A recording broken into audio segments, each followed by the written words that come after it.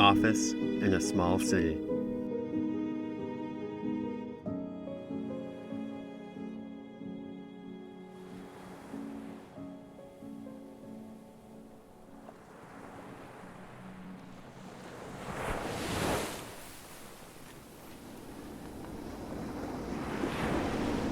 It's a little seaside town several miles from the sea. It's hard to explain, but when you see it you will know what I mean. Most of the buildings here are over 300 years old. The chapel is nearly 4. They are all painted in soft pastels like Easter egg shoeboxes in the tall grass. The ocean wind is always blowing through the grass. It's quite a beautiful place to see the sunrise. I know you're sleeping till noon these days, but one early morning won't kill you. You can always go back to sleep after. I'm settling in at my new job, and it is fine. What sort of stuff do you like to eat these days? I still don't cook as much as your mother, but I've started to get pretty good at a few things. There aren't as many restaurants around here. Don't panic. There's still a place to get cheeseburgers. I just don't go out to eat as much. There are fewer excuses to when I'm by myself, and the people here are a bit strange. It's hard to explain. Whenever I'm out and about, even in the middle of a bright sunny day, the streets are empty. The lights in the shops are always on. The doors are always open, but the insides are totally empty except for the merchandise on the shelves. There's usually nobody behind the register either, or the bar, wherever they are. But often the doors behind the counter are open, like leading to a back office or a storage room, or at least cracked anyways, and there's always a light coming from underneath that tells you there is someone inside. Maybe they're avoiding me. Don't worry. I am still showering regularly. Don't listen to what your mother says. That's just our way of joking with each other. I have made a few friends, though, and they're excited to meet you, so you can tell your mother I'm not a hermetic little freak. Just kidding. Don't tell her that. Their names are Mr. and Mrs. Clausen. They own the boarding house where I'm staying. It's a wonderful old Victorian. Do you know what that is? Ask your mother to explain it. There's a tall turret tower on one side, like a castle. I am renting a room in the turret. Isn't that cool? It is very cool. Maybe I'm not doing a great job of explaining it, but you'll see it for yourself. The Clausens have an empty room, which they're already setting aside for you. They're about your grandparents' age and very nice. In fact, they have a grandson who is a few years older than you and a garage full of toys that he no longer plays with. Do you remember the show where they gave the kids an empty shopping cart and 60 seconds to grab as many toys from the shelves from the toy store as they could? I imagine it'll be something like that. I'll write again closer to the day of your arrival. Very excited to see you. Study hard for your finals. Do you even take finals in 8th grade? Tell your mother I said hello. Your dad.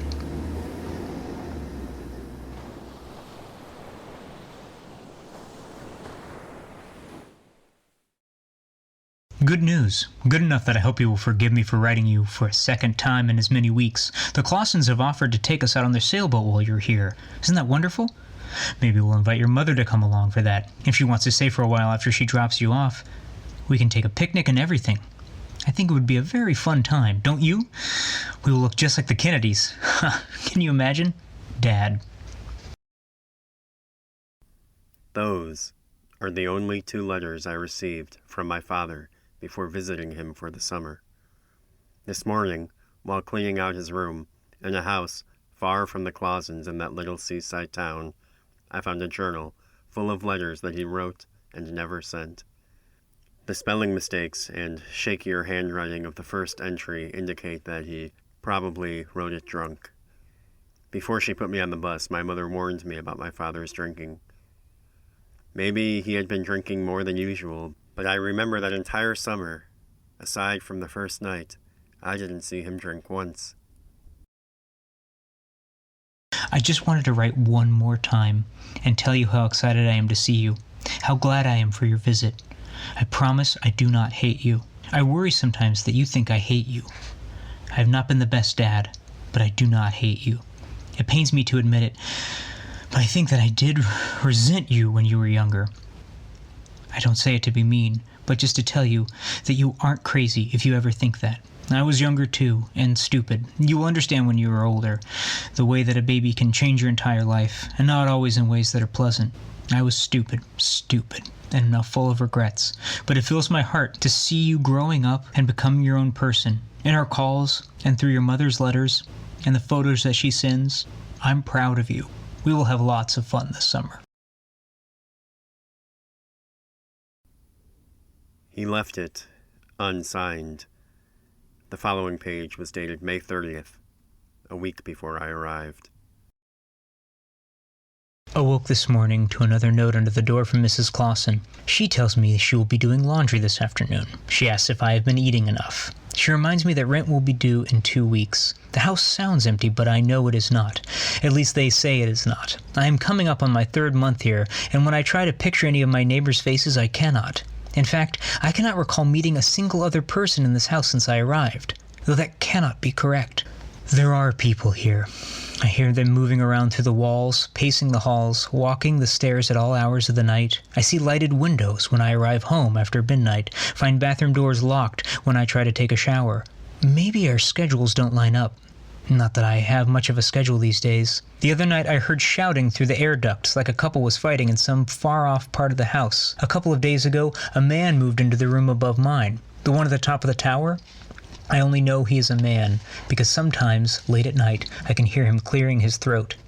His footsteps are loud, too, but I've known women who have had heavy feet. I'm sure you can think of a few, too. Cough, cough. Don't show this one to your mother. As I am writing this, it will be like you were here with me when you read this. The new tenant upstairs has begun making a horrible racket. For 5 minutes now, he has been banging away on the most gruesome-sounding typewriter I have ever heard and shows no signs of slowing. I hope he doesn't make a habit of this. I don't know how I'm ever going to get to sleep. Not that I have to be up particularly early or anything, but still. Don't ever grow up to be an inconsiderate person, all right? Always take into account other people around you. If you put goodness out there, you'll receive it back tenfold. I still believe that. And if you don't, then at least you did some good. And what else can you really hope for? Anyway, the man upstairs is still typing, so I suppose I'm still writing. What an awful noise. If he keeps this up, when you come here, I'll have to go up there and talk with him about it. Not that you ever go to bed before 2 a.m. if you can help it, as I recall. But still, that banging, that squealing metal, whack, whack, whack, whack, whack, whack, whack. If there's at least some order to it, some rhythm, maybe my brain could tuck it away somewhere in the background, but no. It makes my heart jump. Every other time he starts up. There, just now. A full half minute passed. I was looking at the clock, and I just started to let myself think that it was over for the night, and he started in again, harder than ever. Thwack, thwack, thwack, thwack, thwack, thwack. What could he possibly be pecking away at with such hatred in every stroke, every guillotine swing of the little leaden hammers, that incessant bing piercing my eardrums, the grinding of the carriage resetting? The rest of the page was filled with scribbled false starts, turned into doodles, or else into frustrated little splotches of black ink where the paper had turned so thin that the tip of the pen nearly scratched through to the next page. Then, near the bottom, It is finished. I'm scanning the horizon through my window, dreading the sunrise, which I know will be here any moment. I cannot sleep. I can barely keep my eyes open. I put my head on the pillow, and all I can hear is the typing, ringing around and around inside of my skull. Clack, clack, clack, clack, clack, clack, clack. I can't turn it off. I can't even make it quieter, except for while I myself am writing, I guess. It isn't happening right now, but when I close my eyes, I swear to God he is listening to me. I don't know how. I know, but I just know. He is up there, whoever he is. Really, there are only a few inches of wood between he and I, as awake as I am, staring off at nothing and listening. Maybe even with his ear to the floorboards, or maybe simply lying in bed in the dark, like I can somehow feel his ears straining out, probing every vibrating atom of air between he and I, so that even the scratching of my pen, the beating of my heart would register, like we are somehow horrifyingly connected. Against my will, and even in the privacy of my own bed, I can feel his presence, like he can even hear my thoughts somehow. As if he can translate each mark of the pen on the paper for which letter it represents, string those into words, and hear. Well, I don't remember the last time I was up at this hour.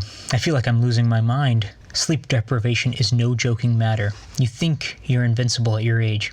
I used to hear people say that we spend a third of our lives asleep, and I would take it as a challenge. You'll kill yourself trying. Sleep is one of the greatest gifts of life. Sleep whenever the opportunity arises and your body wants it. Why ever fight it? Sleep is wonderful. In fact, I'd say it might be the best third of your life. Be like an ape in a tree, napping and dreaming easily at 11 a.m. Someday you won't be able to, so you should enjoy the times you can while you have the chance. I don't know why I'm still writing. I can see the sun taunting me beneath the curtains. Now it'll be the self-loathing that'll keep me awake. Not that I exactly have any pressing plans or obligations tomorrow. Also unsigned. 2 days after the last day of school, my mother took me out for a pancake breakfast and then hugged me and put me and my suitcase on a bus.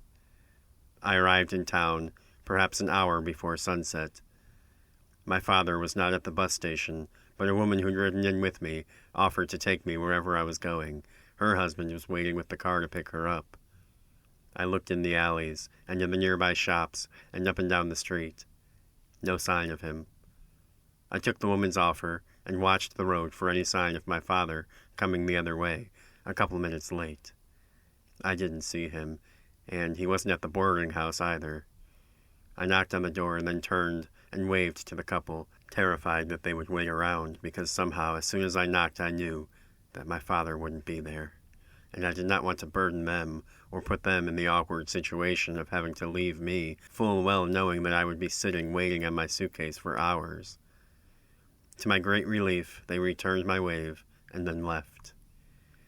I watched their car grow smaller and smaller, and I could see it for longer than I could hear it, cresting one rise and then reappearing at another and blowing down all the whispering seagrass in its wake. When it was gone and I was alone, that was all that was left, the wind whispering in the tall grass and the huge rolling sky above. The door was locked and nobody answered, so I sat on the porch, even though it was a bit chilly in the shade. Something about all that unbroken sky made me uneasy. I will always remember the strange way that the light seemed to interact with the architecture of the house. That waxy orange glow projected in such sharp, geometric forms, rhombuses bent where floors met walls, high burning trapezoid patches of wallpaper. The house faced the ocean, and the sun set behind the house, and soon I was sitting in the dark, still listening to the wind in the grass. I don't know exactly how long passed. No lights came on inside the house, and with each passing minute, the gravity of its gloom grew. Crickets sang, and I listened to see if I could hear the ocean. Eventually, my dad's car pulled into the driveway, and when he stepped out, he was carrying a pizza box. We said hello and hugged. He apologized. He'd already eaten a few slices of the pizza. He made no mention of where he had been, and never even acknowledged how late he was, or his leaving me at the train station. In the moment, I supposed that the fault was so obvious it didn't bear mentioning, in a let's just have a nice night sort of way.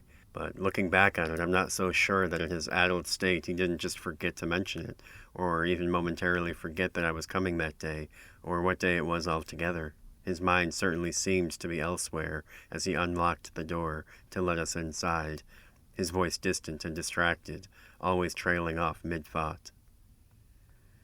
The pizza was mostly cold, but I ate all but one of the remaining slices anyways.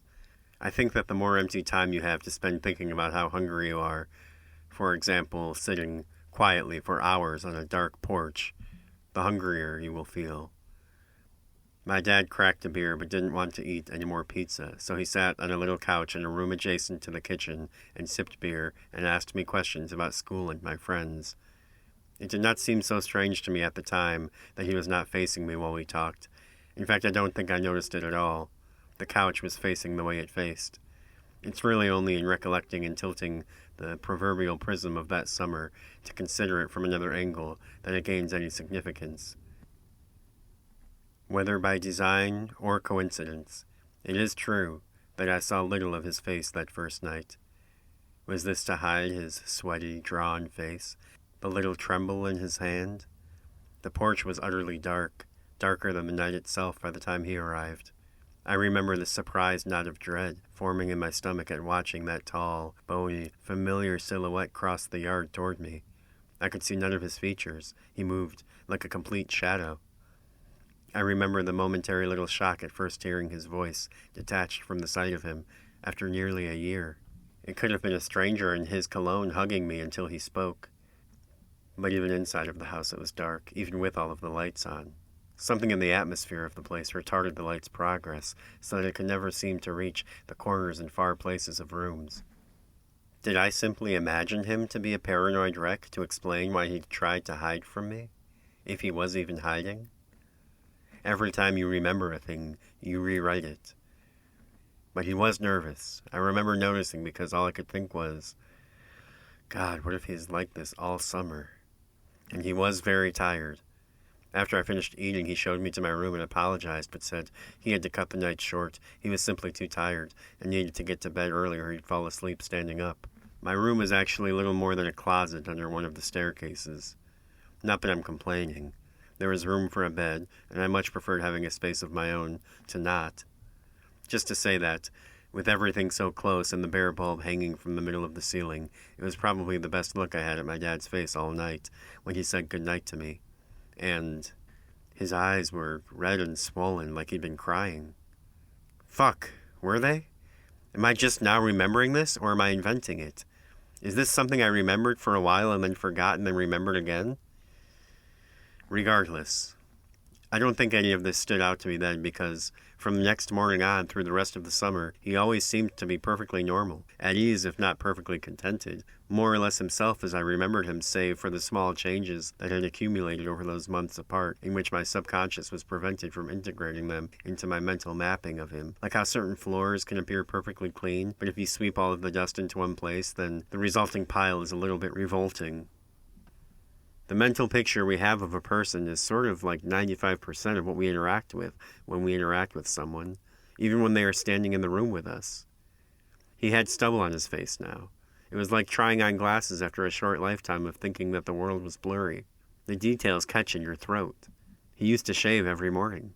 How much of what I was witnessing were changes, and how much of it had always been there and was simply revealed against this new background, under this peculiar light by the coast. In the context of an entirely new person, this man with hair on his face, this man who operated in the world and had the world operate on him, and had an entire world here absent of my existence in which he was just a person like any other person, and to boot a person who was vulnerable and could fail and would look at other women and talk to other women and was ultimately just a very small person in a very large landscape. We spent nearly 2 weeks driving around up and down the coast, looking at the ocean and eating chili dogs and chili fries and listening to baseball games on the radio. The signal barely came in. We'd come to the bottom of a rolling little valley at a 3-2 count and lose it entirely in the static, and when we got to the top of the rise, we'd be listening to a jingle about car insurance. "Guess he struck out," said my dad. "We hardly pick up anything out here. There's not a radio tower around for 50 miles. We visited a whaling museum and walked the beach looking for shells and ate sandwiches while we watched the sailboats, and at one point I thought I saw a whale, or at least his spout, and maybe a little bit of his back, way off, but it was so misty and the water was so gray that I couldn't really be sure, and my dad said, 'Well then, you did see it, didn't you?' 'May as well have as not.' 'Who'll say you didn't?' We went to movies in a small city about an hour away, sometimes in the afternoon. I began to wonder and to worry. One day, I think it was a Wednesday afternoon, driving back from a cowboy movie, I asked if he'd been fired from his job. He adjusted his grip on the wheel and cleared his throat, looked at me, then back at the road, then back at me. No. I asked him if he was on vacation. He said no. When do you work? I asked him. Another glance at me, back at the road. It's kind of an odd story. I got myself all moved in on Saturday, and then my first day of work was set to be Monday. So Monday morning I drove into the city, found the office, and went inside. It's that big square block of a building downtown, the cream one. But there was nobody at the reception desk. I waited in the lobby for like an hour. I would have thought I was at the wrong place, but the only piece of furniture in the room besides a small plain potted tree in the reception desk was a giant sign on the wall with the name of the company. I remembered on the phone that the person I'd talked to had said my office would be on the 4th floor, so I took the stairs up and found my name on a placard. It was a corner office. Nobody told me about that. It's quite small. I could barely push my chair all the way back out from under the desk before hitting the wall, and the desk itself wasn't much more than a basic wooden table, but there were two massive windows, one for each wall, running most of the length and nearly floor to ceiling. There aren't too many buildings down there taller than 4 stories, so it was quite the view. I sat there all day waiting for someone to find me and tell me what to do or give me some work to do, but as far as I could tell, the building was empty. Well, I think it was empty. I can't really say for sure, since I was only in 3 rooms the entire time I was there, if you count the stairwell, but I never saw or heard anyone else. But I did have a feeling in my stomach and in the back of my head that there were other people around in other parts of the building that I wasn't privy to, behind closed doors and in conference rooms where the blinds had been drawn. There just seemed to be an energy about the building, that it was not empty, a sense that I wasn't as alone as I seemed to be. But when it started to get dark, I packed up my things and left. When I came in the next morning, the lights were off, the door was locked, and there was a closed sign in the window. I looked inside and tried to see if I could see anybody, but I could not, and this time the building had a very distinct sense of being empty. So I went home. Came back the next day, same story. But on Friday, I woke up to a letter slipped under my door. Can you guess what it was? I could not. A paycheck. Signed and in full. Can you believe that? I've never gone back to the office, but every other Friday my check shows up, and they always spend. It's remarkable. I asked him what he did now that he didn't have to work. Well, not a lot, I guess. I spend a lot of time walking around, looking at things. The buildings in this town are kind of strange if you look at them for long enough. I'm still thinking of what I should do next. I don't think I should rush into anything. I want to consider things carefully. The myriad of incongruous angles, eaves, and mansard roofs around the building. The myriad of incongruous angles, eaves, and mansard roofs around the boarding house's exterior had the curious effect of creating shadows which would seem to indicate a perpetual twilight, even in the morning or middle of a sunny day, as if the sunset was always imminent. That night, coming back from the movie, stands out in my mind as the only time that summer that I saw my father upset or out of sorts after the night of my arrival. We pulled into the driveway, and I noticed that a light was on in one of the windows. There was nothing especially unusual about that, but I asked my father if that wasn't his window, and saw the color drain from his face. The rest of the house was dark, and the room beneath the room at the top of the tower glowed like a beacon in the night. He stared at it for a moment, and did not respond, or even seem to notice as I asked him if anything was wrong, if he'd forgotten to turn off the light when he'd left. He rushed inside, and I followed behind, and found him standing in the middle of his small room. His body was still, but his eyes seemed to be scanning every inch of the place. I asked him again what was wrong, and for a long while he did not respond. Nothing. I guess I must have left the light on. He spoke in a way that told me he did not believe this, and also did not care enough to try and make me believe it. Another one of those little incidents which was forgotten with the rise of the sun the next morning, and has only resurfaced as a point of possible significance in hindsight. Another undated page from his journal.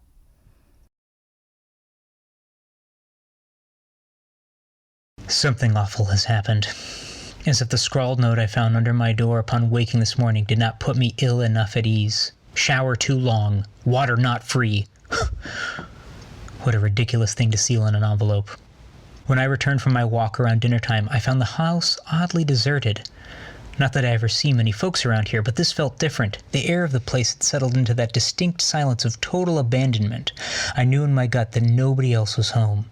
As I settled in for the night, it was as if a weight had been lifted from me, which I hadn't even realized I was carrying, possibly because it had accumulated slowly over so many weeks. I bopped around the place, cooked dinner in the kitchen, singing little songs and sometimes speaking to myself in funny accents. The gloom which had hung around me like a thick fog for months melted away, and then my bliss was shattered by a single noise. I was in my bedroom, speaking with a friend on the phone. I hung up and began to read. I'd been at it for a few minutes, enough to begin to sink into the text, when I heard a solitary footstep on the floor above my head. Perhaps not even a footstep, so much as a slight shifting of weight from one foot to another. I froze, stopped reading to listen, but that was all. I've tried to recompose myself and return to my reading, but my evening has been shattered. My heart is still racing in all this stony silence, so loud that surely whoever is up there can hear it. Did they make the noise on purpose to let me know? There is a knot in my stomach that refuses to unwind. The radio is my only friend. Tonight of all nights, I feel that I must hold the damn thing right up to my skull so that I can keep the volume down. If it were any quieter, it would be off. But I don't mind. If anything, it helps remove any other distractions, which helps my body relax. I can already feel the adrenaline dissipating as I wait for the commercials to end. When she speaks, I find myself lost in her voice. Sometimes I lose track of myself. My body feels as if it is floating above my bed, and I can't tell if her words are formed outside of my own head or within it, as if my own inner thoughts have somehow melded with the radio signal, as if I've become submerged in the cool, flowing river of her monologue. I think it is not a stretch to say that if I had not discovered this program, I would have lost my mind weeks ago. Some days, many days, it is the only good or memorable thing that happens to me. Always at 1 a.m, and even when I tune in early, there is never any mention of the program's name, never any mention of the identity of the host. In fact, I've never even heard it acknowledged by the DJs who are on the air prior to it. It just begins. She speaks as if she is talking to a great many people in a very wide audience, and also as if she were speaking to me and me alone.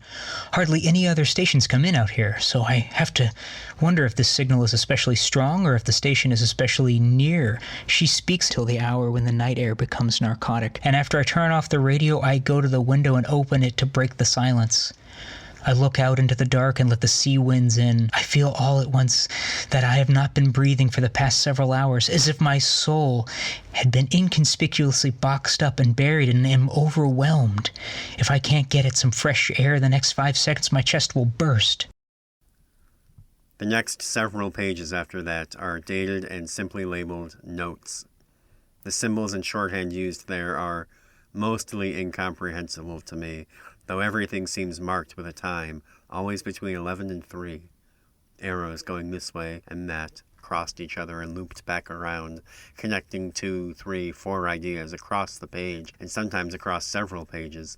Some passages were annotated by as many as 6 asterisks, every page filled to the edge, little asides boxed off, some words underlined 3 times, big exclamation points nearly dug through to the following page. There was something else, strange, which happened to me toward the end of the summer. In fact, it took place the night before the incident, which is probably why I'd forgotten it until now. The entire evening, my father had seemed preoccupied, distracted. At one point, he turned on the radio, and every couple of minutes he'd turn up the volume and listen for a few seconds before becoming annoyed and putting it back down again. I was laying in my bed, trying to fall asleep. I was 1 foot in, 1 foot out of consciousness when I heard footsteps coming down the stairs above my bed. I realized then that apparently nobody had ever walked down these stairs while I was in bed, at least not while I was awake. I listened as they descended the length of my body, till their feet were only a couple of inches above mine. The shoe heels were thunderous against the hardwood. My dad wore sneakers whenever he could help it. Whoever it was paused for a moment at the bottom, and then turned the corner and started down the hallway toward my door, and past it. A door opened somewhere downstairs, and the footsteps stopped. I placed my ear to the wall, and couldn't have been more than a foot or 2 from whoever was in the hall.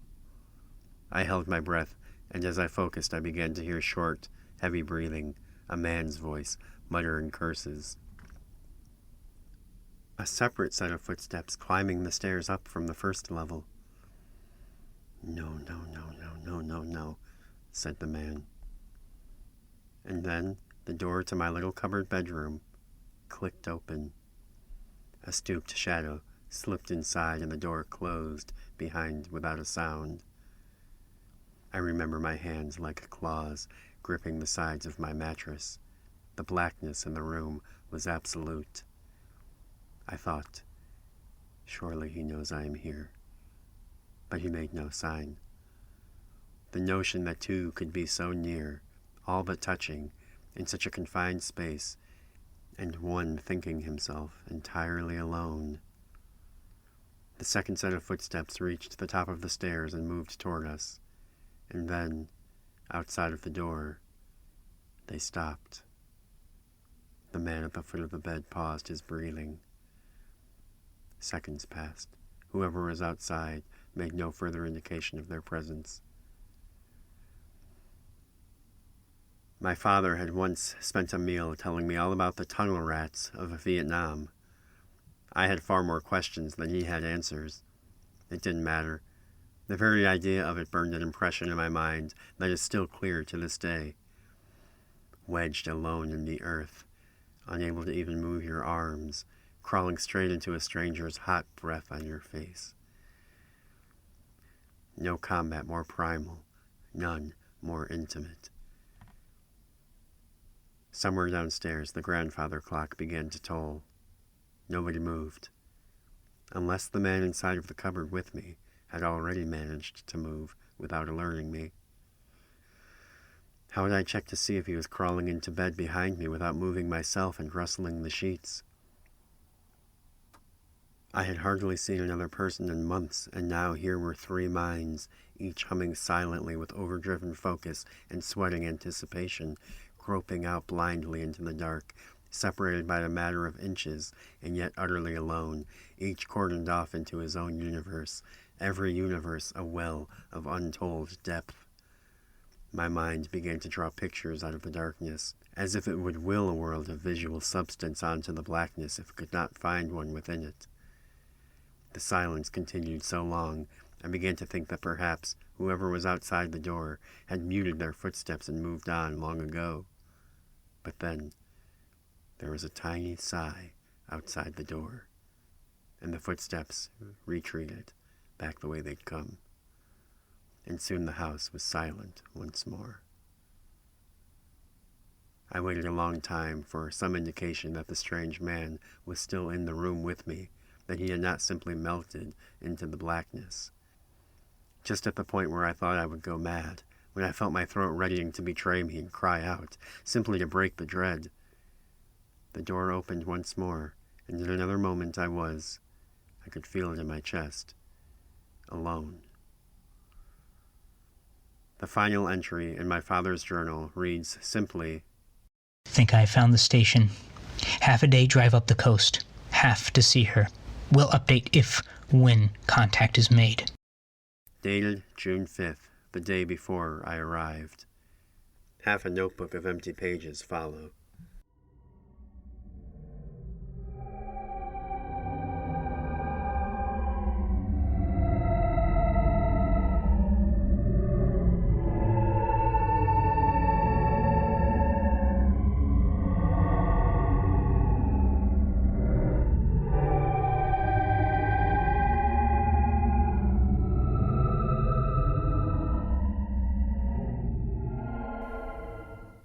The August afternoons were the longest, and with so little shade.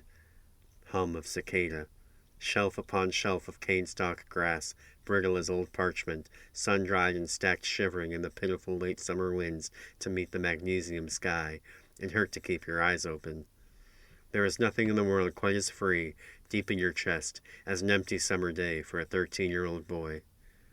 As if I wasn't already nostalgic at that age. Day before day of my departure, Dad wanted to go for one more ocean drive. We ate burgers in the car, watching the waves on the rocks. A storm was moving in off the horizon, a gray wall. The system obscured the sun before it could set, and darkness followed in its wake, an apocalyptic dark. We rolled up the windows and turned for home, but soon we were overtaken by the storm, and the world outside of the car appeared unnatural, charged with a sinister electricity. The heavy raindrops followed not long after, cracking on the windshield. We didn't talk, but the loud mechanical rhythm of the wipers made me feel cocooned from the storm bearing down on us. Trees filled like sails and bent like old men in the wind. The rain came in waves. It landed in visible sheets on the pavement and pelted the roof of the car, which had never felt so close to the top of my head. We were still on the road when actual night came. I remember how my dad leaned over the wheel, squinting through the windshield at the dim cone of illuminated pavement and all that swirling dark, cascading half-blind down dune roads, knuckles locked at 10 and 2, trusting that the road would continue to materialize in our path. He said something like, "I had a really good time today. It was a good summer, wasn't it?" And I said that it was, and he smiled at me. I hadn't seen him smile like that in a long time. The town sprung up on either side of the road, just a few smudgy lights twinkling in the incalculable distance among all that rain and grass, near instantaneously. It is easy enough to see why it happened, and I think anyone would admit that it could have happened to anyone, if their luck was poor enough. The earth itself was steaming, as if the water were landing on a hot frying pan, and the windshield had begun to fog. We crested a hill, and the headlights fell, glowing upon a crosswalk, and the white-hot face of a child, a boy, maybe 6, walking a bicycle across the street. The next 2 seconds filled the space of a minute. All I wanted to do was reach out and somehow fix it, as it was happening, to just somehow bend the fabric of reality for a moment by force of my will. The crunching of metal and plastic might have been the crumpling of my spleen or kidney. It had all been so matter-of-fact, just a quick squeal of tires, fleshy thud, and he was gone.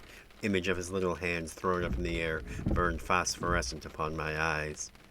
His bent yellow bike was sitting 20 or so feet down the road, at the very edge of the headlight's reach, getting rained on. We sat there for a long time, listening to the windshield wipers. "Dad? Was he wearing a helmet?" "I don't know."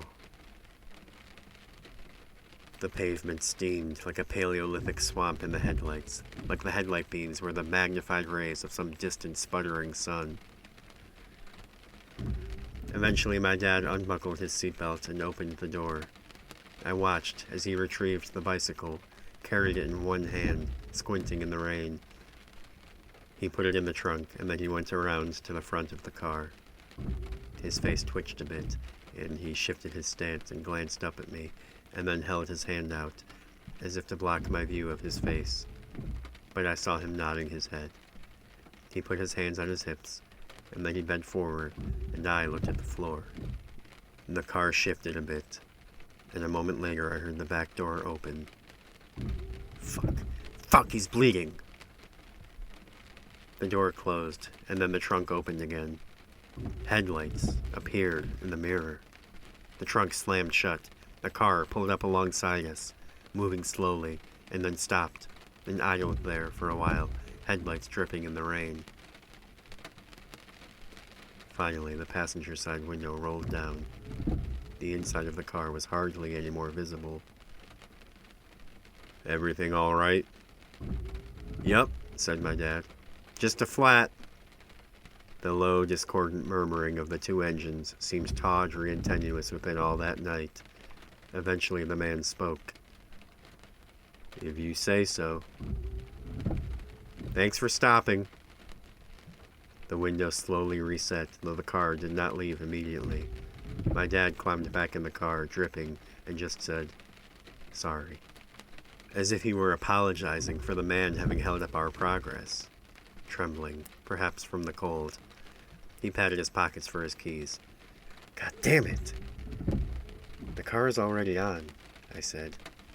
"Was the other car waiting for us to leave? To follow?" "Do you think they saw?" I asked. "No, of course not. It's raining out, it's dark.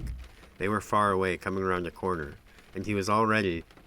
He trailed off, as if he'd stumbled down the wrong path at a fork and realized only too late, and was grasping blindly for a word which could light his way back, whose magical properties could somehow, through the delicacies and tightly choreographed abstractions of language, manifest some sort of alchemical change in the physical reality he was attempting to report.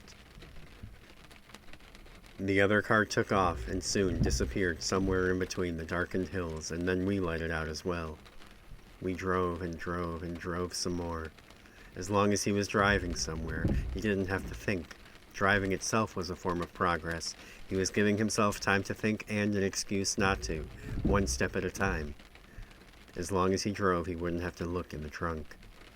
Buying time for fate or the universe or dumb luck, good or bad, to intervene and take off his hands the decisions he would have to make. Maybe he was waiting for the kid to start pounding on the inside of the trunk, set the world back on its axis and all parties on their way to someday having a good laugh about this whole misunderstanding. We drove back to the beach where we'd eaten a few hours earlier, passing several others along the way. At some point the rain stopped. He parked up on the bluff and made his way down a series of switchbacks to the beach with the bike in one hand and the boy slumped over his shoulder. I watched him rest the body on some rocks, and then he wandered off down the beach and out of view. He returned a few minutes later, dragging a small boat. At the edge of the water, he loaded the vessel and then shoved off into the surf. The moon was low in the sky over the black water, and only a narrow sliver, like a crystal bowl, hung from smoldering Venus directly above. He sailed farther out, and farther still, and soon he was gone. Something caught my eye then, a glint of white in the moonlight, at the far front of the car. Upon investigating, I discovered a small tooth wedged there in the hood of the car, within a small dent in the aluminum. It was difficult to pry out, as there was so little for my fingers to grab. I slid it into my pocket. A few minutes later, a police car turned up onto the bluff and stopped and turned on his flashers. The cop tapped on the driver's side window with the butt of his flashlight. "No camping." He said something into the radio on his shoulder, and then he saw me in the passenger seat. "Are your parents here?" I nodded. He asked where. I said, "Fishing." He looked at me. "Really? Fishing?" I told him it was a kind of fish that only bit at night. He said, "Why don't we wait for him to get back?" And so we did. A long time passed, so long that I began to think my dad had seen the red and blue lights back on the shore and made a run for it. But then I saw the dark shape moving across the water, cutting across the meager reflection of the moon. As he mounted the first switchback, I called out, "Hey, Dad, the police are here. There's no overnight parking allowed." "Oh," he said, just loud enough to be heard over the din of the ocean. Okay." About a minute later, he was nearing the car. "Evening, sir," said the policeman. "Hi. Rough night, huh?" "What? You're empty-handed. Nothing biting?" "Oh, yeah. Rough night." "Where's your pole?" "I left all my gear down with the boat." "I see. Trustful man. You see anything interesting out there?" asked the cop. The wind picked up, rustling through the dune grass and blowing around little streams of sand. "Not much." "Tell you the truth, sir. Don't get a lot of folks out fishing this time of night. What can I say? I find it relaxing." "Oh, sure. The boy doesn't like to fish?" My dad looked at me then. He wasn't feeling too good. I thought I'd let him sleep it off. "I see." The officer adjusted his belt and looked out over the water. "Well, you folks have a good evening, then. Drive safe." "Thanks, officer. You as well." Everyone went back to their cars, and soon we were alone again. The birds were awake now, and the first gray light of dawn began to bleed over the horizon. We drove back to town in silence. As the light grew, I noticed the stain on the back seat. "Oh, God," he said, and pulled over onto the shoulder of the road. He had a towel and some water, and he sat there on his knees, scrubbing for a half hour. The black stain turned red beneath the stream, but all the toweling made little difference. He kept starting to cry, but then he would pause his work for a moment and try to turn his face away, to a subtle degree, to swipe at his eyes with his forearm and compose himself before returning to the task.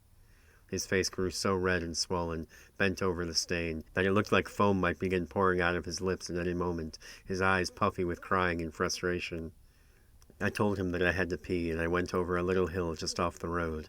When I returned, I saw him sitting in the back seat, punching the driver's seat headrest over and over.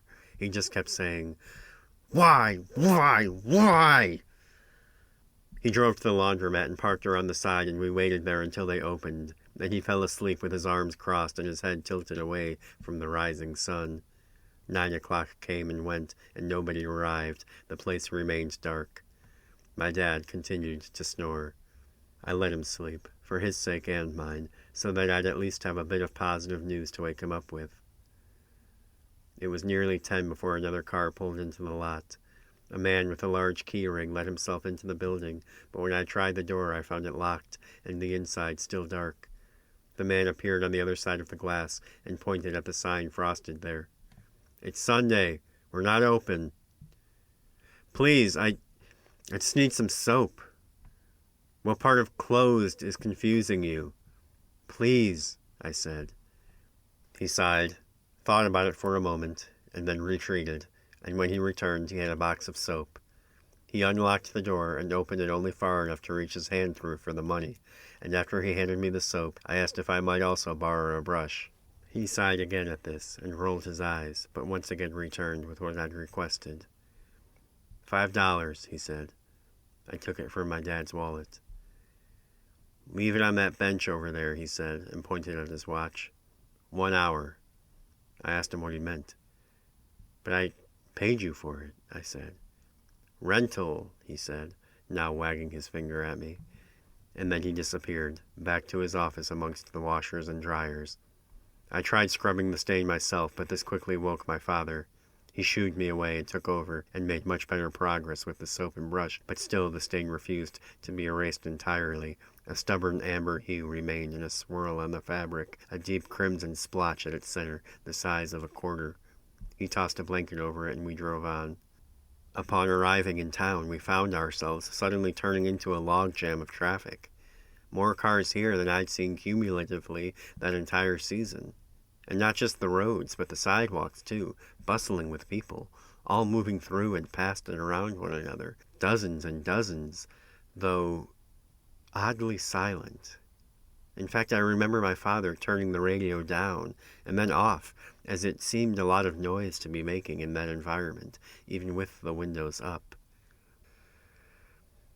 I could count on one hand.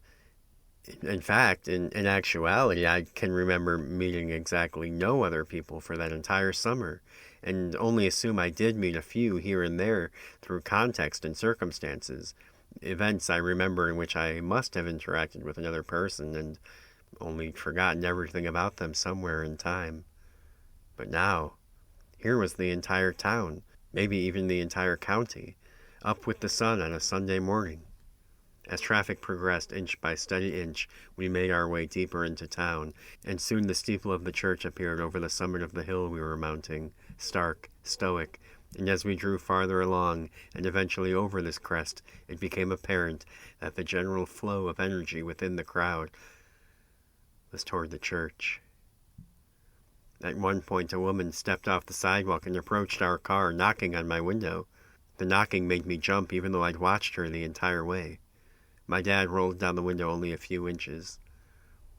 "Have you seen the Sandersons this morning?" she asked. She had her hair pulled back startlingly tight. "I'm afraid not," said my father.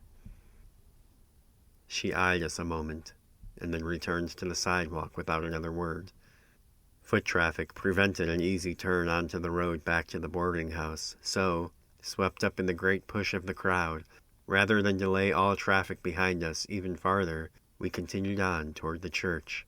My dad's expression was that of a sleepwalker as he turned into the makeshift parking lot on the grass field across from the chapel. The crowd on the street was thinning by the time we parked. The river of congregants flowing through the church doors had slowed to a trickle. He stopped the engine. Cicadas, hot engine clicking. He glanced at the mirror a moment, at the wide double front doors, freshly painted white. The silence inside of the church unsettled me greatly. It was impossible to comprehend, given the number of people I knew must be inside. "You stay here," he said. "You must be exhausted. Why don't you lean that seat back and take a nap? I'll crack a window for you." He must have known by my face that I did not love the idea. "I won't be too long." Then he kissed my forehead. He never did that. When he left, he found himself walking across an empty street, apparently the last to enter the service, 3 minutes late according to the sign. But how could I sleep? I sat up thinking, worrying, running out scenarios in my mind, watching the bicycle bounce across the pavement. And then I decided to pray. Not a thing I had ever done before. If there was a proper method to it, I was ignorant. I just started speaking to God in my head. I tried to speak to him out loud, but the sound of my voice in that silent car scared me. I didn't even know what I was asking for, only for some way out. Any deal I could strike which would somehow negate the previous 12 hours, set the trajectory of our lives back onto the path they'd been on when we woke up yesterday morning, in our own beds, in the real world. For help. Deliverance, I suppose. I focused so deeply, so completely on the prayer, jaw unwittingly clenched in concentration, that the outside world faded far, far into the background. Time itself seemed almost to melt, meaningless. I don't know how many minutes had passed when I was lifted back into the world by a tapping on the glass. A young blonde girl, chewing gum, peering in at the back seat. My heart leapt against my rib cage. And then I heard it. A breathing that was not my own, steady with sleep. Its nearness chilled me. I turned to see for myself what the girl was staring at. It was a boy, asleep beneath the blanket, perhaps 6, still in his bike helmet. His chest rose and fell, and the girl's breathing threatened to fog the whole window. In that moment, I was completely paralyzed. I could not have moved if the car had suddenly caught fire. A deep fear struck me at the sight of the boy, and yet I thought that if I were to take my eyes away from him, he would disappear forever. In the perfect slant of that mid-morning sunlight, he looked like he could have been an angel. People began to emerge from the church, a few at first, and then the bulk of the congregation. My father staggered out into the sunlight with the last of the stragglers. By then, a couple of other people had already begun to make their way toward our car, curious what the blonde girl was looking at. It wasn't long before a ring of strangers had formed around me, peering in at the boy through fish tank windows. My father pushed his way through and pressed his face to the glass. I've had years to consider this now, to turn it over in my head and consider every last detail of the moment until it loses all meaning entirely. The only conclusion that brings me any sense of closure is simple. The sight of the boy drove him mad. That does not bring it any closer to being correct, or incorrect, for that matter, but it is a narrative. He ran away from the car, screaming. That was the last I ever saw of him, save for a letter every few months, then every few years, letting me know he'd moved, that he was still safe, or at least alive. Little else. Denver, Jackson Hole, San Francisco. A couple who seemed to be his parents came and carried the boy out of the car. He woke in their arms, and, as far as I ever knew, seemed to be in perfect health. But he did not, would or maybe even could not, speak a single word, no matter how many questions he was asked, no matter how folks doted on him. It was as if he was incapable and unwilling in equal measure. It took me a little over an hour to walk back to the boarding house to wait for my mom. My dad had been planning to make lunch for all of us. but he was nowhere to be found. Nearly a decade passed between his last letter and the phone call from the Anchorage Police Department informing me of his death. They say of natural causes. He was not even 50. His apartment here is small, only the one room. Disorganized and messy, but not dirty. His radio was on the bedside table, right beside him when he died. It was tuned to dead air.